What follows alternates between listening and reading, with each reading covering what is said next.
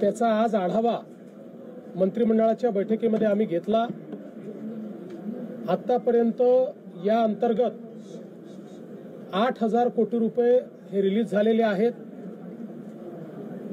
जवळपास 40 लाख शेतकऱ्यांच्या खात्यांमध्ये पैसे पोचलेले आहेत। आज मंत्रिमंडळाच्या बैठकीत अजून 11,000 कोटी रुपये रिलीज करण्याला मान्यता देण्यात आली, कारण हे बजेटमधले पैसे नसल्यामुळे याला विशेष बाब म्हणून मान्यता देण्यात आली।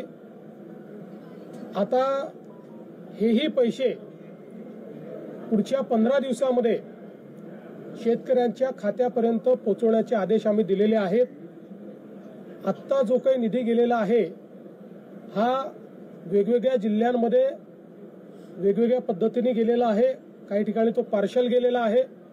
याचं कारण आम्ही एक निर्णय घेतला होता की जशा याद्या येतील तशी मान्यता द्यायची, सगळ्या याद्यांकरता थांबायचं नाही। त्यामुळे कोणी हे कन्फ्युजन ठेवण्याचं कारण नाही की आम्हाला तर जे काही एनडीआरएफचे पैसे होते ते मिळाले पण 10,000 मिळाले नाहीत, आम्हाला 10,000 मिळाले पण 3 हेक्टरचे मिळाले नाहीत। ज्यांना 2 हेक्टरचे पैसे मिळाले आता त्यांच्या खात्यात 3ऱ्या हेक्टरचे पैसे आपण टाकतोय, जर ते 3 हेक्टरवाले असतील तर। त्यामुळे माझा अंदाज असा आहे की पुढच्या 15 ते 20 दिवसांमध्ये पूर्णपणे शेतकऱ्यांच्या खात्यामध्ये हे पैसे जातील। 90% आम्ही शेतकरी हे पुढच्या 15 ते 20 दिवसात कव्हर करायचा प्रयत्न करू। 10% तरी देखील लागतील, कारण काहींच्या अकाउंट्समध्ये प्रॉब्लेम आहेत, काहींच्या रेकॉर्ड्समध्ये प्रॉब्लेम आहेत, काही ठिकाणी मल्टिपल होल्डिंग आहे, तेही सॉल्व्ह करण्याचा प्रयत्न चाललेला आहे। आता याच्यामध्ये निधीची कुठलीही कमतरता उरलेली नाही।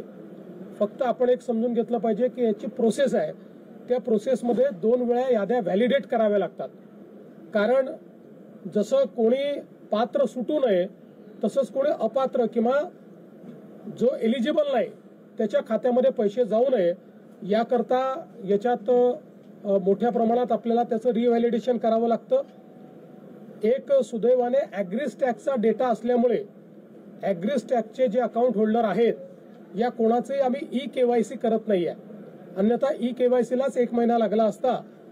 फक्त एखाद्या केसमध्ये जिथे ॲग्रीस्टॅकमध्ये नाव नाही आणि एलिजिबिलिटी आहे त्यांचंच केवळ ई-केवायसी आपण करतोय। त्यांनाही आपण पहिले मदत देऊ, त्याच्यानंतर मग ई-केवायसी करू, असाही निर्णय आपण केलेला आहे। त्यामुळे पुन्हा एकदा सांगतो की जवळपास आपण त्या ठिकाणी जी थेट मदत आहे त्यापैकी 8,000 कोटी रिलीज केली आहे। 11,000 कोटी आज रिलीज आपण करतो आहोत आणि आता ती आपल्या शेतकऱ्यांच्या खात्यामध्ये जायला सुरुवात झालेली आहे। घाई करू नका, अजून थांबतो कळून जात नाही। दुसरं असं आहे की आता मोठ्या प्रमाणात शेतमालाच्या खरेदीचा विषय आलेला आहे। याही संदर्भात आम्ही सगळीकडे आता रजिस्ट्रेशन सुरू करतो आहोत। रजिस्ट्रेशनचं कारण आपल्याला माहिती आहे, आपण ही पद्धत याकरता सुरू केली की पूर्वी जर रजिस्ट्रेशन केलं नाही तर व्यापारीच शेतकऱ्याचा माल विकत घेऊन कमी पैशाने विकत घ्यायचे आणि सरकारला जास्त पैशाने विकायचे, आणि म्हणून आता आपण शेतकऱ्यांचं रजिस्ट्रेशन घेतो आणि मग त्यांचा माल रजिस्ट्रेशन नंतर खरेदी करतो। तशा प्रकारचं रजिस्ट्रेशन आपण सुरू केलेलं आहे। शेतकऱ्यांना माझी विनंती आहे की शेतकऱ्यांनी रजिस्ट्रेशन करावं। व्यापारी जर हमी भावाप्रमाणे तुमचा माल खरेदी करत असेल तर जरूर व्यापाराला विका, पण हमी भावापेक्षा कमी भाव जर व्यापारी देत असतील तर रजिस्टर करून सरकारच्या खरेदी केंद्रावर आपला माल टाका। आपल्या खात्यामध्ये हमी भावाप्रमाणे आपल्याला पैसे मिळतील। तर या संदर्भातली सुरुवात देखील संपूर्ण राज्यामध्ये आपण केलेली आहे। यासोबत आज सोलापूर, तुळजापूर, धाराशिव ही जी आपली रेल्वे मार्ग आहे याच्या सुधारित आराखड्याला मान्यता देण्यात आलेली आहे। जवळपास 3,295 कोटीच्या आराखड्याला मान्यता दिली आहे। 50% पैसे यातले राज्य सरकार देणार आहे, 50% केंद्र सरकार देणार आहे। यामुळे मोठ्या प्रमाणात या ठिकाणी धाराशिव जिल्ह्याला तर फायदा होणारच आहे, पण आपल्याला माहिती आहे की जे काही धार्मिक पर्यटन आहे, रिलिजियस टुरिझम आहे, कारण तुळजापूर आणि पंढरपूर हे दोन्ही आपल्याकरता अत्यंत महत्त्वाचे सेंटर्स आहेत आणि त्या दृष्टीनं सोलापूर जिल्हाच एकूण अशा प्रकारे जोडला गेल्यामुळे त्याचा फायदा होणार आहे, यालाही आज मान्यता दिली आहे। आपल्याला कल्पना आहे की यापूर्वी आपल्या राज्यामध्ये आपण एक विजन 2047 बनवायला हातामध्ये घेतलं होतं। खूप मोठ्या प्रमाणात सगळ्या विभागांनी जवळपास 7 लाख स्टेक होल्डरशी चर्चा करून, सर्व्हे करून, त्यांचे एस्पिरेशन्स घेऊन आपण हा आराखडा तयार केलाय। या आराखड्यामध्ये 2030 पर्यंतची उद्दिष्ट आहेत।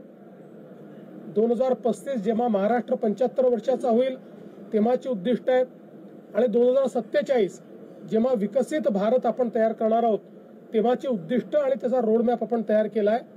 आज या विकसित महाराष्ट्र 2047 हे जे आपलं डॉक्युमेंट आहे, हा जो आपला प्लॅन आहे, याला मंत्रिमंडळाने मान्यता दिली आहे आणि आता लवकरच हा प्रकाशित केला जाईल। शेतकऱ्यांचे एकूण पॅकेज जाहीर केलेलं आहे, त्यापैकी किती टक्के अंमलबजावणी झाली? असं आहे की जे थेट शेतकऱ्यांच्या खात्यात जाणार आहे ते जवळपास 21,000 कोटी रुपयाचं पॅकेज आहे। त्यापैकी मी सांगितलं 8,000 कोटी हे आम्ही ऑलरेडी रिलीज केलेले आहेत, 11,000 कोटी आज रिलीज करण्याकरता दिलेले आहेत आणि 1,500 कोटी रुपये स्वतंत्रपणे आम्ही रिलीज करतो। त्यामुळे ते पूर्ण जेवढं पॅकेज आहे ते सगळं रिलीज करतो। वसंतदादा शुगर इन्स्टिट्यूट चौकशी संदर्भात काही बातम्या येतात, त्यामध्ये काही तथ्य आहे की? मला असं वाटतं की काही लोक जाणीवपूर्वक या ठिकाणी आमच्यावर अन्याय होतोय, आम्हाला मारलं जात आहे, अशा प्रकारचा एक माहोल तयार करण्याचा प्रयत्न करतायत। काही लोक विनाकारण ज्याला आपण असं म्हणू शकतो की आम्ही शहीद होतो असं दाखवण्याचा प्रयत्न करतायत। त्या सगळ्यांना मी सांगू इच्छितो, वसंतदादा शुगर इन्स्टिट्यूटची कुठलीही चौकशी राज्य सरकारने सुरू केलेली नाही। या ठिकाणी ज्यावेळेस आपला गाळप हंगामाची बैठक झाली होती त्या बैठकीमध्ये वेगवेगळे जे पैसे आपण कापून घेतो त्याचा विनियोग नेमका काय होतो या संदर्भातली माहिती घेतली पाहिजे असं सर्व समक्ष ठरलं। त्यामध्ये आपण वसंतदादा शुगर इन्स्टिट्यूट करता वर्षानुवर्ष 1 रुपया हा कापून घेतो। त्यामुळे जसं इतरांनी त्या पैशाचं काय केलं याची माहिती मागितली तेवढीच माहिती साखर आयुक्तांनी ही वसंतदादा इन्स्टिट्यूटला मागितली आहे। त्या बैठकीत वसंतदादा इन्स्टिट्यूटचे पदाधिकारी पण होते, सगळे साखर कारखानदारही होते। सगळ्यांच्या समक्ष जे ठरलं तेवढीच माहिती मागितलेली आहे। त्यामुळे विनाकारण वसंतदादा इन्स्टिट्यूटची चौकशी चालू केली। आमच्याकडे तक्रार आली, गंभीर असेल तर आम्ही करूही, पण अशी कुठली तक्रारही आलेली नाही, त्याच्यामुळे चौकशी करण्याचा प्रश्नच उठत नाही।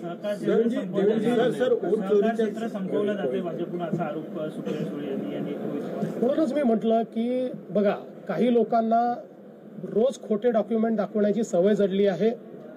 आता आजच त्यांनी दाखवलेलं पॅन कार्ड हे खोटं निघालं। आता ते माफी मागणार आहेत का? त्यांनी जाहीर माफी मागितली पाहिजे। त्या संदर्भात तर आता म्हणजे ते पॅन कार्ड नेमकं काढलं कोणी याच्यावर आता FIR दर्ज होतोय। त्यामुळे रोज खोटे डॉक्युमेंट आपल्याच घरी तयार करायचे आणि प्रेस कॉन्फरन्स घ्यायची आणि आपणही दिवसभर ती चालवायची आणि आम्हाला प्रश्न विचारायचे। त्यांना प्रतिप्रश्न विचारा, आता काय ऍक्शन घ्यायची, त्यांच्याकडनं माफी मागायला लावा। खोटं डॉक्युमेंट महाराष्ट्राला दिल्याबद्दल ते माफी मागणार आहेत का? त्यांना मागायला लावा माफी।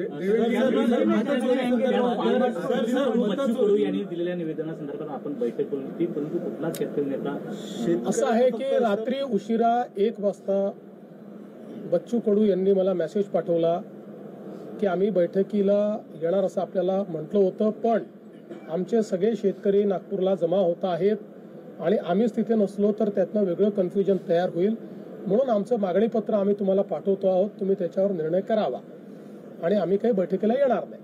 त्याच्यामुळे आम्ही ती बैठक रद्द केली। आता त्यांचं जे मागणीपत्र आलं आहे त्यातल्या ज्या गोष्टीवर सकारात्मक निर्णय करता येतील, ज्याच्यावर तातडीने निर्णय करता येतील ते निर्णय आम्ही करू। त्या संदर्भात विभागाला आम्ही सांगितलेलं आहे। मतचोरी संदर्भामध्ये वारंवार केलं जात आहे। काल देखील आदित्य ठाकरे जसं राहुल गांधींनी पत्रकार परिषद घेऊन बोगस मतदान आहे असं दाखवलं होतं, तसं आदित्य ठाकरेंनी दाखवलं। माझी अशी अपेक्षा होती की आदित्य ठाकरेंनी मी महाराष्ट्राचा पप्पू आहे असं प्रदर्शन हे करू नये अशी माझी अपेक्षा होती. कारण मला वाटत नाहीत की ते महाराष्ट्राचे पप्पू आहेत, मी काही त्यांना असं म्हणतही नाही. पण ज्या प्रकारे राहुल गांधींनी मोठी स्क्रीन लावून त्याच्यावर इकडून तिकडे येरझाऱ्या घालायच्या आणि खोदा पहाडवर चुहा भी नाही निकला अशा पद्धतीचं वक्तव्य करायचं, दुर्दैवाने तेच काल या ठिकाणी आदित्य ठाकरेंनी केलेलं आहे. माझी एवढीच अपेक्षा आहे, मी काय बोलणार नाही. त्याची उत्तरं इलेक्शन कमिशनने दिलेली आहेत. त्या संदर्भात इलेक्शन कमिशनने चॅलेंज देऊन ते कुठलाही त्या ठिकाणी योग्य पुरावा देऊ शकले नाहीत. त्याच्यामुळे माझी एवढीच अपेक्षा आहे की किमान तुम्ही राहुल गांधी बनू नका. याच मुद्द्यावरून 1 नोव्हेंबरला सर्वपक्षीय आंदोलन, त्याच्यावर मी कालच सांगितलंय कव्हर फायरिंग आहे. त्यांना माहिती आहे निवडणुका हारणार आहे म्हणून कव्हर फायरिंग करतात.